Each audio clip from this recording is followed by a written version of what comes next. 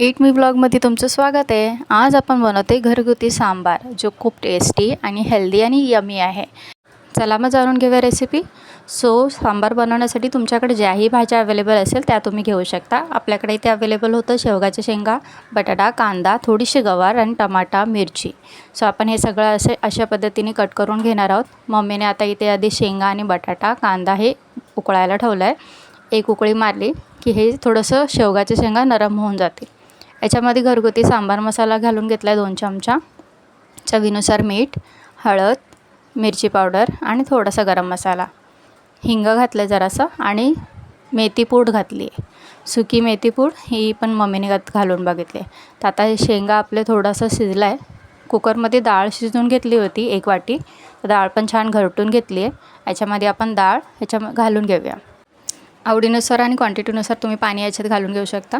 कोकम आगळ ह्याच्यात भिजत घातलं होतं, हे आपण ह्याच्यामध्ये घालून घेऊया आणि याला छानपैकी एक उकळी मारून घेऊया। आता हे सांबार आपलं उकळलेलं आहे।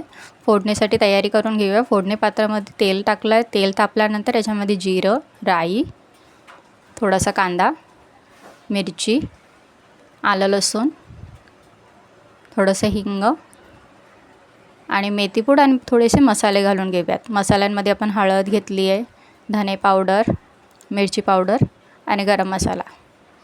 सगळं साहित्य आपण एकत्र ऑलरेडी टाकलंच आहे। तर ही फोडणी छान तडतडली आहे, तर उकळणार नाही आहे फोडणी, फक्त आपण सर्व करून वर खाली करून घेणार आहोत। तो हे अशा पद्धतीने आपला सांबार झालेला आहे रेडी। एकीकडे मम्मीने अरबीची भाजी बनवली आणि चपातीही बनवून घेतली।